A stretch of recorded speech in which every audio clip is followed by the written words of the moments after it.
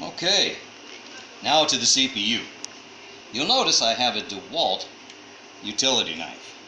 You can buy one of those cheap retractable things for $4 and you will rip the snot out of your product time and again.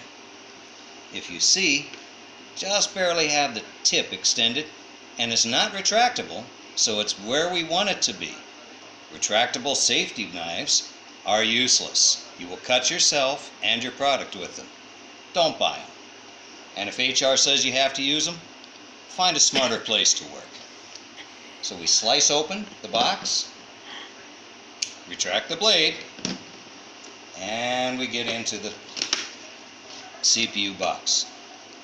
In this case, we're getting a Ryzen 5 3700.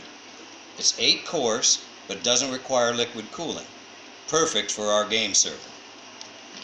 As well, you'll see we have this wonderful fan here, which is very exciting. We pull it out, we take this box, put it away somewhere.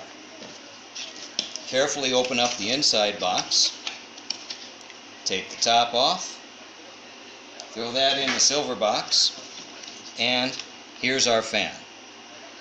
We're going to leave it right there for right now. But what you will see is that there's some cables on the bottom that you might want to pay attention to, and that we have a clip type fastener. Why is that significant?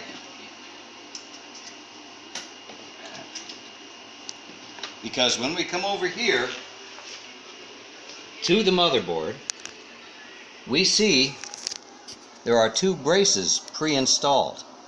Well, for most CPUs, you're going to take those off. But in this case, we're going to use those braces, so those will stay on this time.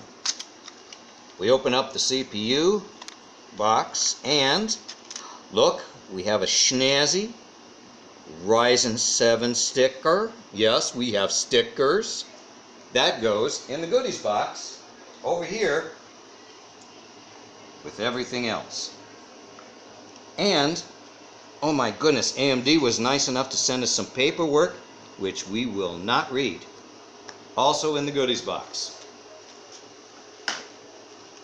Then, we very carefully open up the CPU holder from the bottom. See these little pins? They bend very easily. And on that corner right there is something that's not on the other corners. A little gold arrow. Very important here. Very important. Because that gold arrow is going to go right here, which is the only place it'll fit. So, we reach down. Are you over it enough, honey, to see this? We open up the latch. Yes. And now we're ready to very carefully seat the CPU. When we seat this CPU,